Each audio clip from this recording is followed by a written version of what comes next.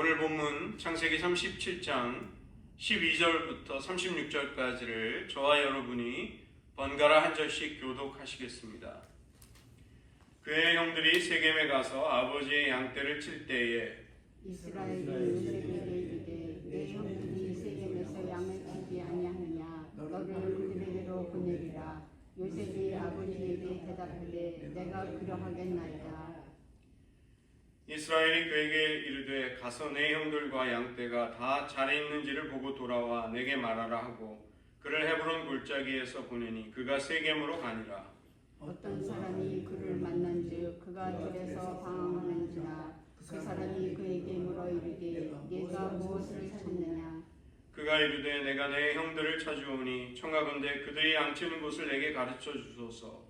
그 사람이 이르되 그들이 여기서 떠났느니라. 내가 그들의 말을 들으니 도단으로 가자 하더라 하니라. 요셉이 그들을 뒤따라 가서 도단에서 그들을 만나니라. 요셉이 그들에게 가까이 오기 전에 그들이 요셉을 멀리서 보고 죽이기를 꾀하여 서로 이르되 꿈꾸는 자가 오는도다.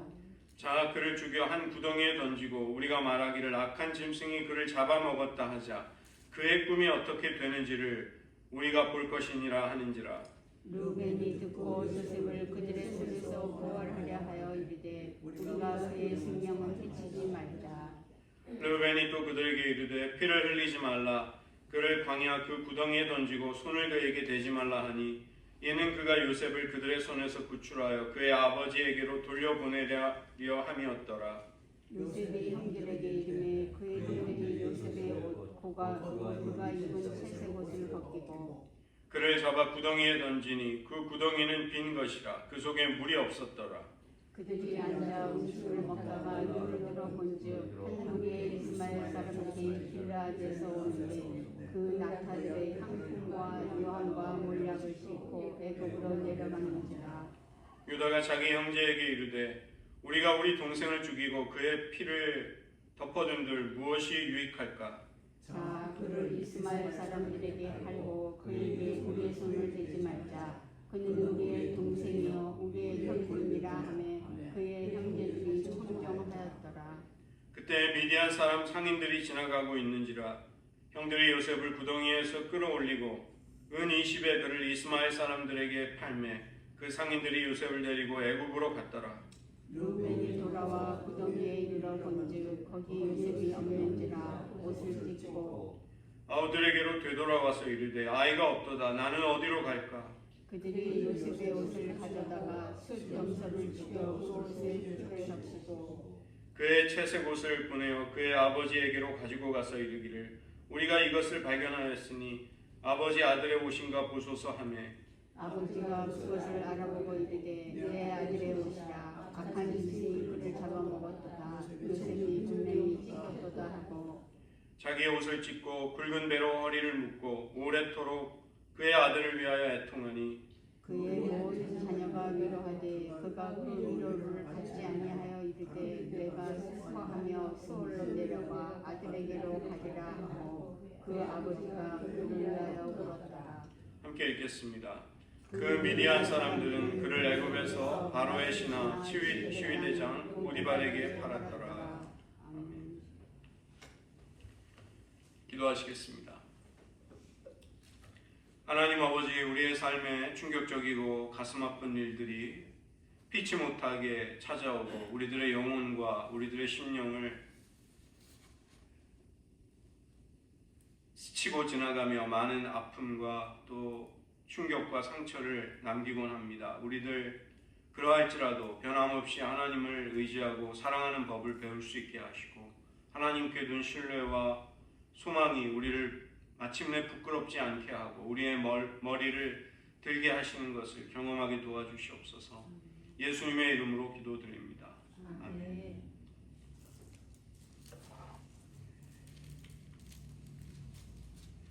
1995년 지금부터 30년 전 6월 29일 오후 6시쯤에 그 당시 국내 최대를 자랑하던 삼풍백화점의 A동 5층 건물이 붕괴되었습니다.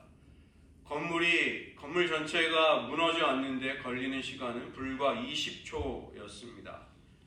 1000여 명 정도가 순식간에 매몰되었는데 그 중에 502명이 희생되고 시신을 찾지 못한 실종자가 6명, 부상자가 937명이나 되었습니다.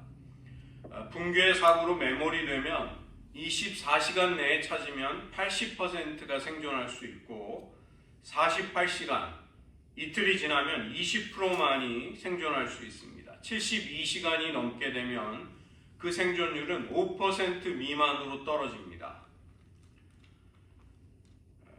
11일 만에 21살이었던 최명석 군이 구조되었습니다. 에스컬레이터와 콘크리트 상판 사이에 생긴 높이 1.2m, 너비 1.5m의 삼각형 공간에 갇혀 있었습니다.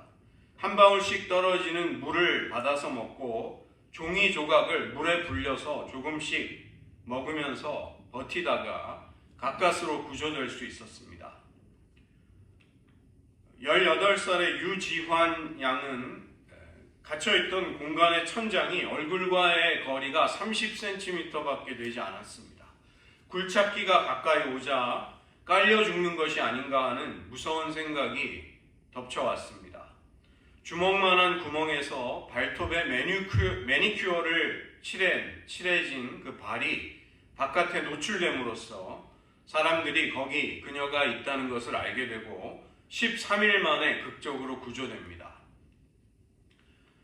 박승현 양은 19살이었는데 지하 1층으로 올라가던 중에 갑자기 건물이 무너집니다. 아동복 매장에서 함께 근무하던 언니가 매몰된 장소에서 죽음을 맞이하는 것을 경험하였습니다. 15일, 시간으로 377시간 만에 구조되면서 국내에서 극한 상황에서 생존한 최장 기록을 남기게 되는 것이죠. 놀라운 것은 이 박승현 양의 경우에는 물을 한 모금도 마시지 않았는데도 생존하였다는 것입니다. 나이가 젊고 피하 지방이 두터워서 살아난 것이 아닌가. 그러나 이 생리학자들도 그녀의 생존을 미스터리라고 평가했습니다. 사고 1년이 지난 후에 세 사람은 붕괴된 현장을 찾아가 보았습니다. 이 최명석 군은 해병대에 지원하고 GS건설의 특채로 채용이 됐고 2005년도에 결혼해서 가정을 꾸립니다. 그리고 유지환 양은 사고 전에 다니고 있던 삼광유리에서 평생 사원을 약속해주고 또 호주 유학을 지원받아서 공부도 했고 99년에 귀국을 하고 2002년에 결혼해서 지금도 한국에 살고 있습니다. 마지막으로 박승현 양은 근로복지공단의 특채가 되었는데 많은 방송에 불려다니면서 살아있는 자의 아픔을 겪다가 직장마저 그만두고 지금은 언론을 피하면서 은둔 생활을 하고 있다고 합니다. 제 할아버지가 1912년생이셨는데 일제시대 때 이제 국민학교를 졸업하게 되자 남편을 일찍 여인 홀어머니가 당시에 이제 할아버지를 아들 부르신 거죠. 형님과 여동생이 있었는데 이제부터는 내가 가정의 생계를 책임져야 한다. 이 말을 듣고 제 할아버지는 가지고 있던 모든 책을 마당에 모아서 불태우고 한참을 서럽게 울고 나서 일본 사람의 집에 사원으로 들어갔습니다. 그 후에 화약을 다루는 기술자가 되어서 일제에 의해서 전쟁에 끌려나가는 그것을 위기를 피할 수 있었고 때맞춰 탈출하셨습니다. 한국 전쟁 때도 다행히 가족을 모두 데리고 월남하실 수 있었습니다.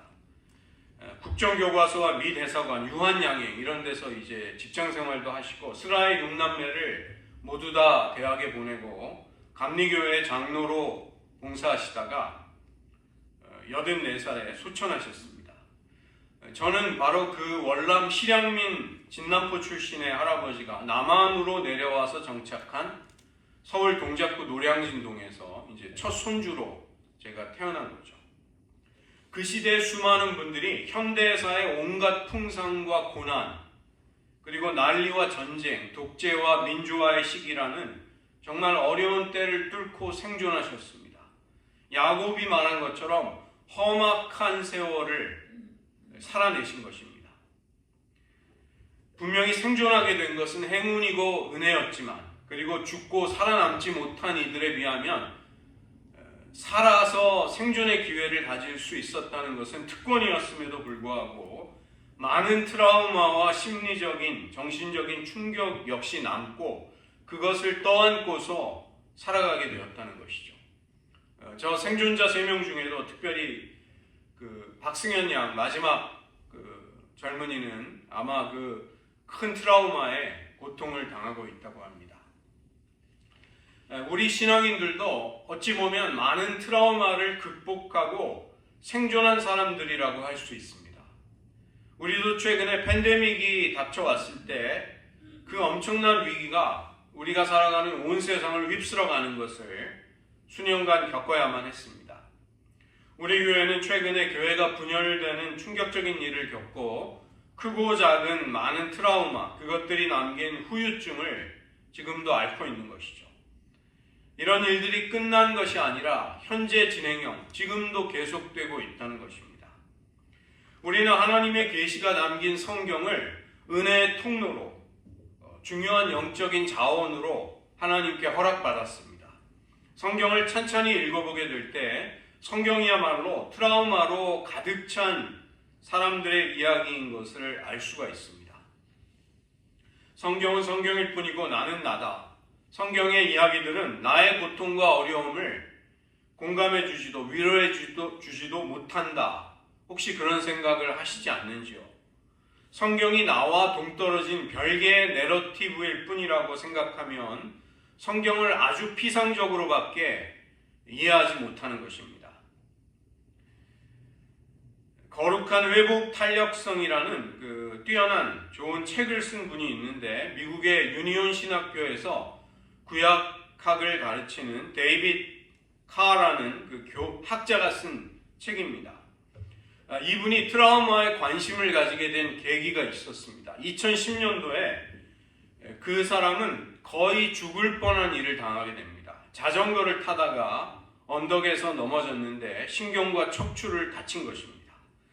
담당 의사의 말로는 흉부외상의 수준에서 생존한 사람을 내가 유일하게 당신밖에는 본 적이 없다고 그렇게 말할 만큼 큰 사고였습니다. 그런데 이분은 바로 그 경험이 있기 불과 1년 전에 트라우마와 구약 성경을 깊이 연결하는 연구 과제를 가지고 준비를 하고 있다가 이제 자신의 체험까지 더해지면서 깊이 있는 책을 쓸 수 있었던 것입니다. 유대교와 기독교의 성경은 수세기에 걸친 고통을 겪으면서도 살아남고 생존한 회복을 경험한 사람들의 이야기가 있는 것이죠. 영어의 resilience, 이 resilience라는 단어가 회복 탄력성을 뜻하는 말입니다. 역경이나 시련 속에서도 무너지지 않고 회복이 될 수 있다는 것입니다. 다른 나라의 신화들, 그 신화들은 승리에 초점을 맞추고 그 나라의 영광, 민족의 영광을 이야기하지만 민족의 쇠락과 함께 사라져버립니다. 그러나 성경은 엄청난 재앙에 관해 말하지만 하나님과 함께 그것을 극복해 나간 사람들의 역사로 계속되는 것이죠. 북이스라엘도 멸망당하고 남유다도 망하게 되었습니다. 예루살렘이 파괴되고 많은 상류층 유대인들은 바벨론에 끌려가게 됩니다. 하나님께서는 다윗의 자손에게 계속될 영원한 나라를 약속하셨지만 정작 그 유다 왕국마저도 역사 속에서 멸망해버린 것입니다. 온 마을과 도시가 전쟁의 포화 속에 불타버리고 학살이 시작되었습니다. 결국 예루살렘은 함락당하고 바벨론의 포로로 수많은 사람들이 끌려간 것입니다. 그들은 사회의 상류층이었습니다. 인구가 적은 바벨론의 여러 지역에 강제로 흩어져 정착해야 했고 디아스포라, 흩어졌다, 뿌려졌다라는 뜻을 가진 갑자기 그런 삶이 찾아온 것이죠. 자기 선택이 아니라 제국에 의해서 그들은 여러 곳에 뿌려져서 흩어져서 그렇게 살게 된 것입니다. 유다의 제사장들, 관리들, 기술자들, 사회의 특권 지도층들인 그들이 바로 뛰어난 사람들이었기 때문에 선발이 되고 뽑혀서 바벨론으로 강제로 끌려오게 된 것입니다. 그들은 낯선 땅에서 외국인이 되어 생존하기 위해 노력하면서 정복자들의 조롱과 멸시를 견뎌야만 했습니다. 이 유다 포로민들은 한 세기 전에 형제 국가였던, 형제의 나라였던 북이스라엘의 멸망과 똑같은 일을 겪게 된 것입니다. 영광스러운 수도는 잿더미가 되고 왕이 통치하는 왕정은 끝장이 나고 머나먼 외국으로 유배를 당해 끌려가는 것이죠. 시편 137편을 보면 우리는 그들의 외침을 들을 수 있습니다. 바벨론 사람들의 조롱을 견디면서 그들은 민족적이고 신앙적인 정체성의 혼란과 분노와 아픔을 쏟아냅니다. 우리가 바벨론의 여러 강변 거기에 앉아서 시온을 기억하며 울었도다. 그 중에 버드나무에 우리가 우리의 수금을 걸었나니 이는 우리를 사로잡은 자가 거기서 우리에게 노래를 청하며 우리를 황폐하게 한 자가 기쁨을 청하고 자기들을 위하여 시온의 노래 중 하나를 노래하라 함이로다. 우리가 이방 땅에서 어찌 여호와의 노래를 부를까? 우리가 신약을 읽을 때 예수님의 부활의 빛에 비추어서 그 조명 아래에서 보아야 하듯이 구약 성경은 이 포로기라는 바빌로니안 캡티비티라는 이 렌즈를 가지고 우리는 볼 수 있고 해석할 수 있는 것입니다. 이 데이비 카 교수도 같은 이야기를 하고 있었습니다. 성경의 이야기들, 특별히 구약은 이 포로 시기를 통해서 포로 생활이라는 빛을 통해서 다시 읽혀지고 수정이 되고 말씀이 확장되어 갔다, 이렇게 보는 것입니다. 그리고 그것을 연구했던 것이죠. 에스겔의 이야기, 예레미야의 이야기, 이사야의 이야기가 대표적이고 아브라함이라든가 모세의 출애굽 이야기 같은 것도 이 트라우마의 흔적을 거기에서 읽을 수가 있다는 것입니다. 시편 137편을 읽어주면서 바벨론 강가에서 포로의 생활을 살아가고 있던 유다 사람들, 그들은 그 이전과 달리 아브라함의 이야기와 모세의 이야기를 완전히 새로운 눈으로 그렇게 볼 수밖에 없었던 것이죠. 로마의 잔인한 통치 아래에 있었던 신약 시대의 사람들, 그들에게 말씀이 어떻게 읽혔을까요? 그리고 십자가와 부활을 거친 우리에게 하나님의 말씀은 어떻게 다가오고 있냐는 것입니다. 수세기 동안 이 주석가들은 자기의 아내가 죽자 그것을 애도하지조차 못했던 에스겔의 모습은 포로민들이 가지고 있는 심리적인 상태다, 그렇게 해석을 했습니다. 예루살렘이 잿더미가 되고 유다 사람들이 바벨론에 머물게 되었을 때 그들이 어떻게 행동했는가가 에스겔 24장 22절로 23절에 나옵니다. 입술을 가리지 아니하며 사람의 음식물을 먹지 아니하며 수건으로 머리를 동인 채 발에 신은 채로 두고 슬퍼하지도 아니하며 울지도 아니한다. 이런 모습은 전형적으로 트라우마를 겪고 있는 사람의 모습인 것이죠. 살아있으나 죽은 것과 다를 바 없는 삶 속에서 죽음을 경험하고 있는 사람들의 모습을 묘사하는 것입니다. 성경은 욥의 불평과 항의, 예레미야의 울음과 비판, 또 애통해하며 슬픔 속에 하나님 앞에 노래하는 여러 시편들을 보여줍니다. 그러나 아울러 하나님의 헤아릴 수 없는 주권과 그분의 지혜를 동시에 이야기하는 것입니다. 고난과 고통 속에서도 하나님을 신뢰하고 의지해야 한다는 것, 이것은 사실은 쉽지 않은 일이고 아주 까다로운 주제인 것이죠. 그러나 하나님은 우리에게서 그런 믿음과 신뢰를 억지로 짜내라고 요구하시지 않으십니다. 그 대신에 고난과 고통 속에서 하나님만을 바라보았던 수많은 사람들, 그리고 그들의 인생의 이야기를 우리에게 보여주시면서 우리를 격려하시는 것이죠. 오늘 저희가 살펴본 창세기 37장이 바로 그런 사람의 이야기입니다.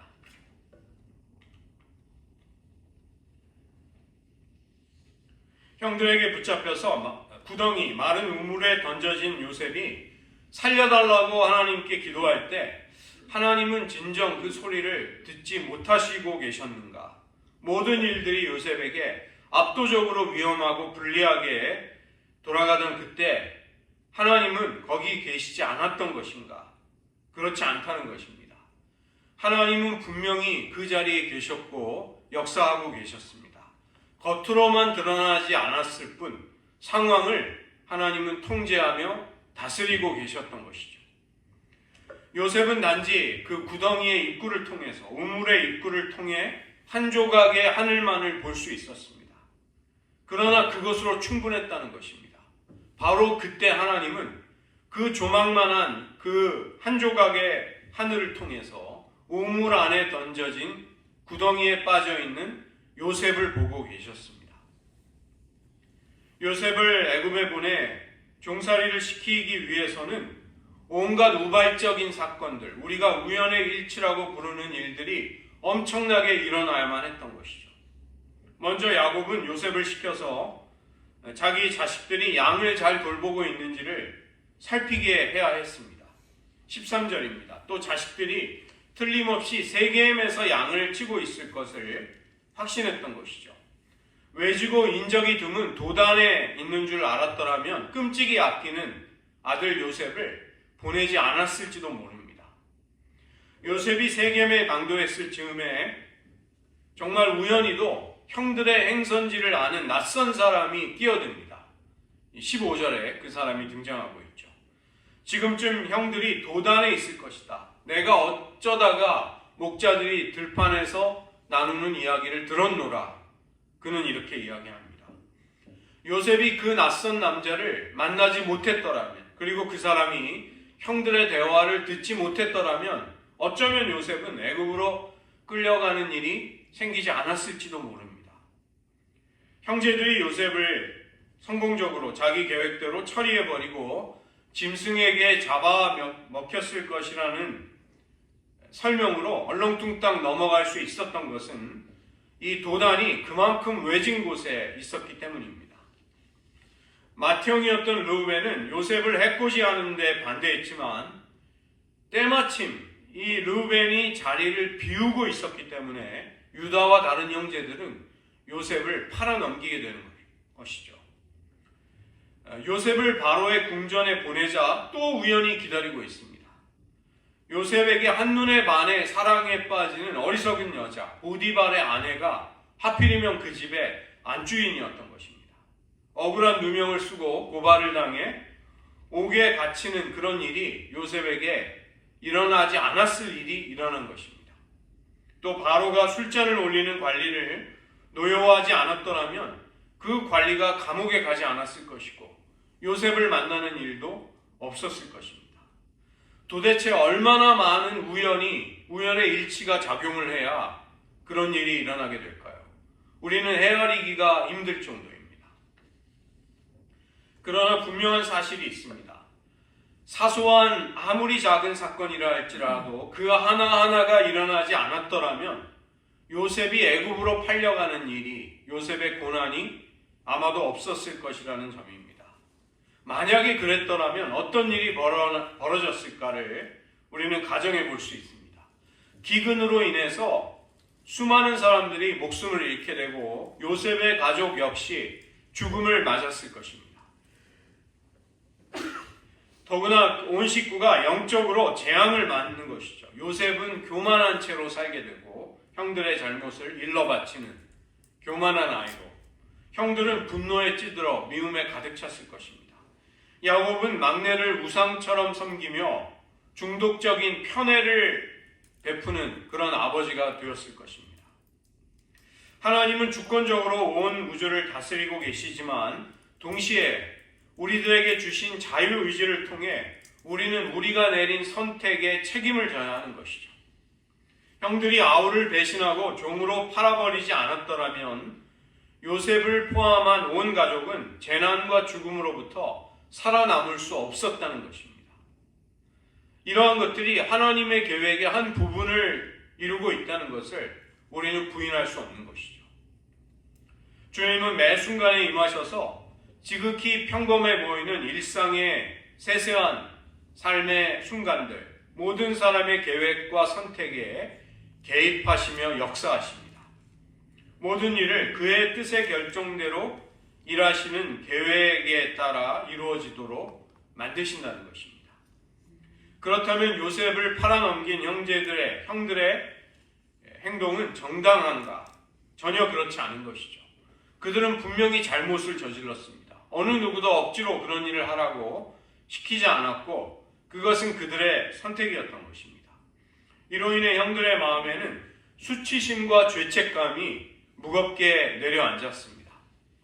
그들에게도 과오를 뉘우치고 악행을 그만두며 자유와 용서를 얻게 되는 회복이 반드시 필요했던 것이죠. 요셉의 형들이 어떻게 그런 과정 속으로 들어갔는가? 바로 고난을 통해서였습니다. 요셉이 끔찍한 시련을 당한 것처럼 형들과 아버지 야곱도 못지않은 많은 고난을 당하게 됩니다. 요셉이 거쳐온 참혹한 종살이의 세월, 형들은 참담한 죄책감의 세월을 보내게 됩니다. 그리고 야곱 역시 처참한 슬픔과 우울함에 가득 찬 고통스러운 시간들을 하나님의 계획 속에 보내게 되는 것이죠. 하나님은 우리의 유익을 위해 징계를 내리시고 고통을 겪은 뒤에는 의와 평강의 열매를 맺게 하십니다. 영국의 목자들은 양을 칠 때 양을 한 마리씩 잡아서 소독약을 풀어놓은 커다란 물통에 집어넣는다고 합니다. 귀와 눈, 코까지 물에 완전히 잠기도록 양들을 통 속에 담그는 것입니다. 양들의 입장에서 볼 때 이것은 숨이 막히도록 무서운 과정이 되는 것이죠. 뛰쳐나가려는 녀석이 있으면 목자는 그런 양들을 잡아다가 때리고 을러서 다시 수조 속으로 몰아넣습니다. 이것은 양들의 입장에서는 공포이지만 주기적으로 그런 조치를 해주지 않으면 기생충이나 질병으로 양들이 희생당한다는 것입니다. 그래서 이것은 양들에게 유익한 일이 되는 것이죠. 우리들에게도 우리에게 지극히 헌신적인 목자가 계십니다. 그분은 우리가 무척이나 겁내하고 제발 벌어지지 않았으면 좋았을 법한 그런 일들을, 우리가 때로는 이해할 수 없는 일들을 우리에게 허락하십니다. 요셉이 기도하면서 구하는 일들을 하나님이 허락하셨더라면 그것은 요셉에게도 끔찍한 결과를 불러왔을 것입니다. 거의 20년, 17년에 가까운 세월 동안 하나님은 요셉의 구체적인 요청에 대해 일일이 답하시지 않았을 가능성이 높은 것이죠. 기도할 때마다 하나님이 응답의 문을 닫아 잠그시기 때문에 나는 이제 더 이상 하나님께 간구하는 것을 그만두겠습니다. 만약에 요셉이 이런 식으로 포기했다면 그는 모든 것을 잃어버렸을 것입니다.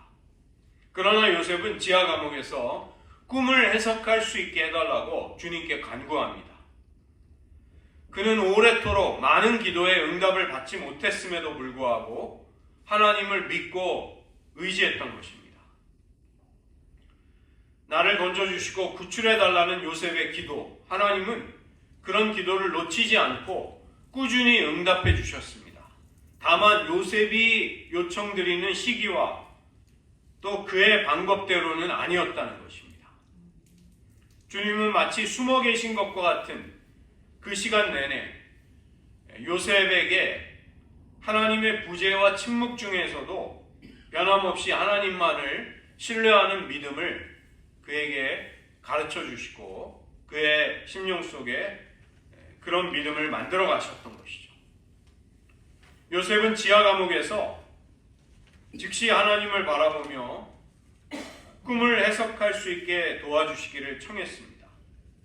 그는 주님께 등을 돌리기는커녕 하나님과 조금 더 어그러지지 않는 관계를 그 고난의 세월 동안 계속해 나갔던 것입니다.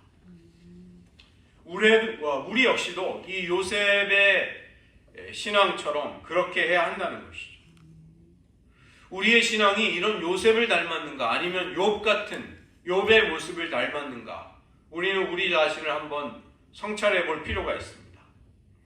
요셉은 결국에 가서는 하나님이 세우신 계획의 큰 면모를 볼 수 있는 자리에까지 가게 되는 것이죠. 모든 일에 악의가 맞아떨어지고 지난 날을 돌아보면서 하나님이 줄곧 역사하고 계셨구나, 요셉은 그것을 깨닫습니다. 그러나 지금 우리가 맞이하고 있는 이 시대를 우리가 살아가고 있을 때 우리는 하나님의 거룩하고 많은 계획의 부분들을 보지 못하고 놓칠 때가 너무도 많습니다. 시련이 끝나는 순간까지도 욥은 우리가 욥기 1장과 2장을 읽으면서 알고 있는 사실을 깨닫지 못합니다. 바로 하늘의 궁정회의, Heavenly Council에서 그에게 닥치게 될 모든 일에 대해서 하나님과 사탄 사이에 많은 대화가 오고 갔다는 것을 그는 알지 못한다는 것입니다. 우리는 고난의 이면에 숨어있는 하나님의 뜻을 나중에 적지 않게 깊이 있게 깨닫게 된 요셉이라든가, 고난의 이유를 끝내 깨닫지 못했던 욥, 이 양쪽 어느 쪽도 닮지 않은 것과 같습니다. 아주 느리게 천천히 우리는 간신히 하나님의 뜻과 섭리를 아주 조금씩 깨달아갈 따름이라는 것이죠. 그러나 얼마나 잘 깨닫고 분별하는가에 상관이 없이 우리는 요셉이 가졌던 믿음과 신뢰, 그의 신앙의 태도를 배울 필요가 있습니다.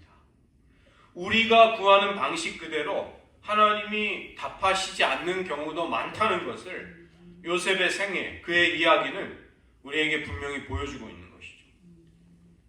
하나님의 방식을 불신한다거나 하나님이 허락하신 일들을 씁쓸하게 마땅치 않게 여겨도 좋을 만큼 우리가 모든 것들을 제대로 분별하고 있다고 생각한다면 그것은 교만이며 어리석음일 것입니다.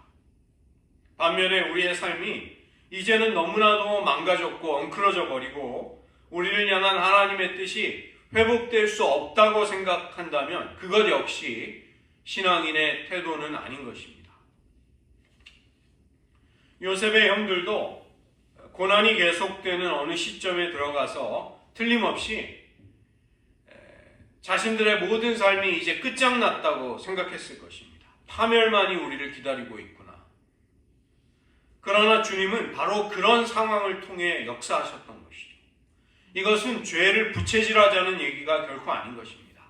자기 손으로 저지른 짓이 그들의 삶에 불러온 수많은 고통과 상처는 이루 말할 수 없이 컸고 치명적이었습니다. 그러나 하나님은 그것조차 그들의 회개와 구속과 구원에 사용하실 수 있는 분이시라는 것입니다.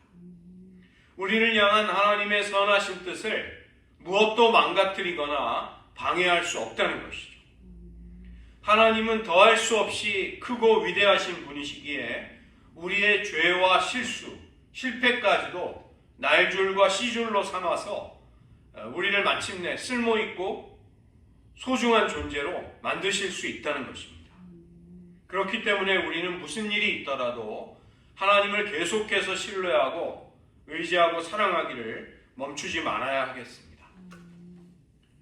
야곱이 세상을 떠나게 되자 형들은 이제 요셉이 틀림없이 남아있는 원한을 통해서 복수를 할까 전전긍긍하게 됩니다.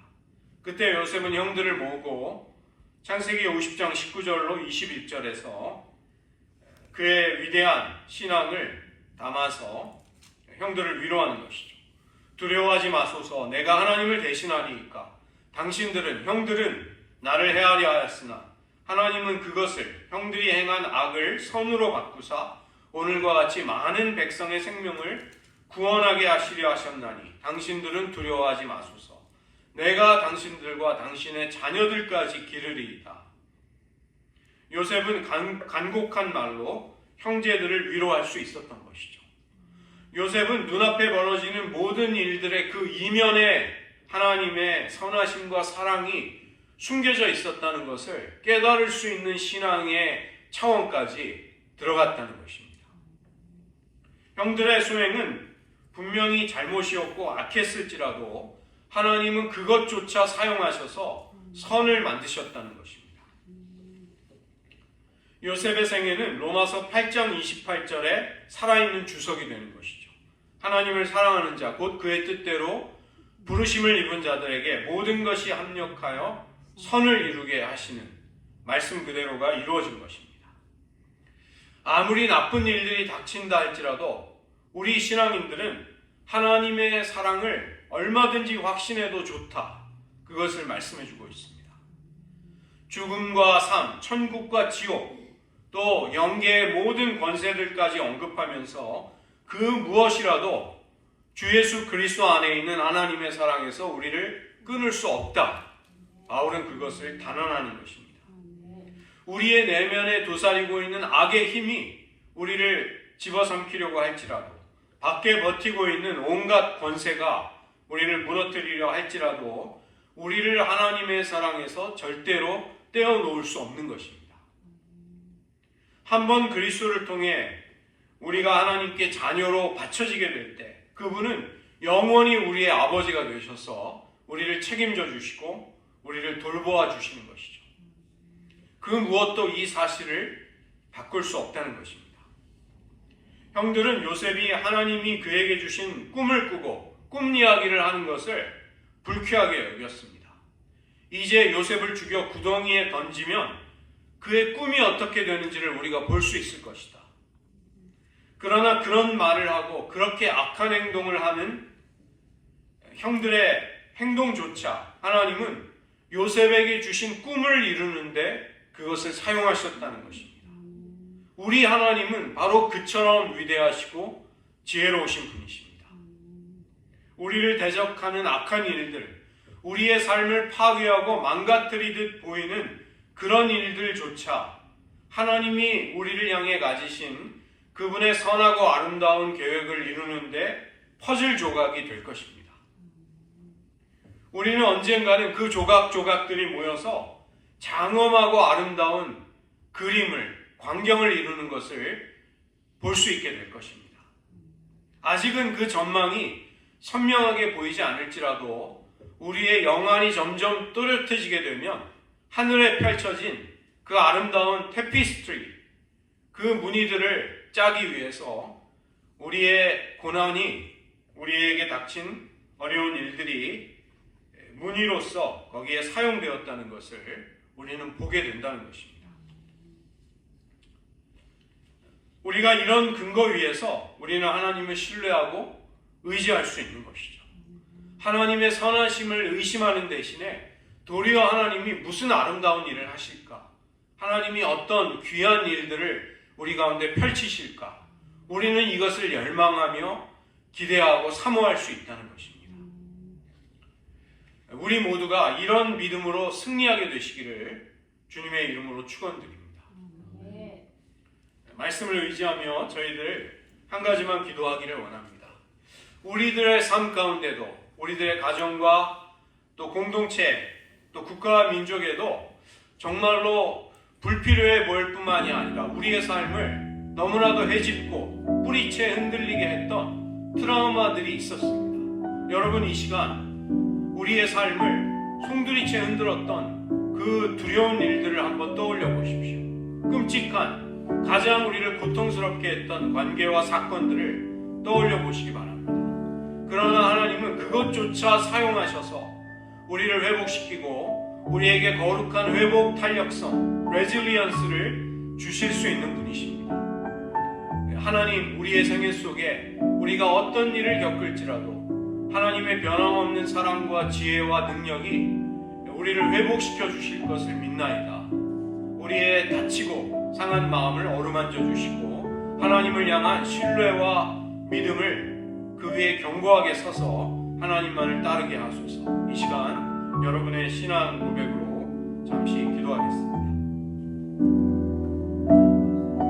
하나님 아버지,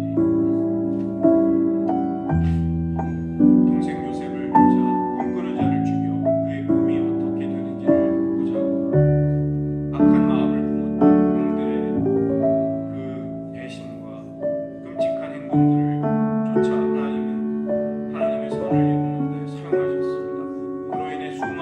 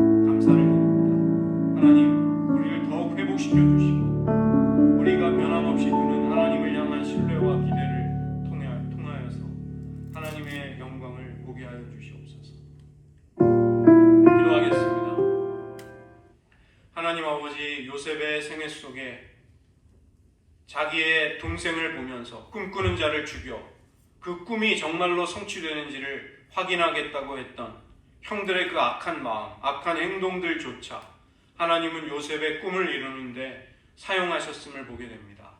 우리는 절망 속에 구덩이에 던져진 요셉처럼 탄식하며 단 한 조각의 하늘을 쳐다볼 수밖에 없습니다. 그러나 그 한 조각의 조각이면, 한 조각의 하늘이라면 우리의 삶이 회복되는데 넉넉하고 또 넘치게 풍성한 것을 저희들은 깨닫습니다. 그 하늘에서 하나님이 우리를 지켜보시고 변함없이 권능의 손으로 우리들의 삶의 모든 것들을 주장하고 계시기 때문임을 깨닫습니다. 저희들 어떠한 경우에라도 어떠한 처지와 여건과 조건 속에서라도 하나님을 신뢰하고 사랑하기를 멈추지 않을 수 있도록 은혜 베풀어 주시옵소서. 우리가 하나님께 두고 있는 기대와 소망이 하나님의 영광스러운 일들의 성취로 활짝 꽃피우기까지 저희들 인내하면서 그 모든 과정을 이겨낼 수 있도록 도와주시고 우리들의 영안을 열어주셔서 우리가 겪은 악한 일들과 고난까지라도 하나님의 영광스러운 계획의 일부가 되어 그 모든 것들을 이루어 나가는데 사용되는 것을 보며 하나님께 영광과 존귀를 돌리게 하여 주시옵소서. 모든 말씀 예수님의 이름으로 기도드립니다.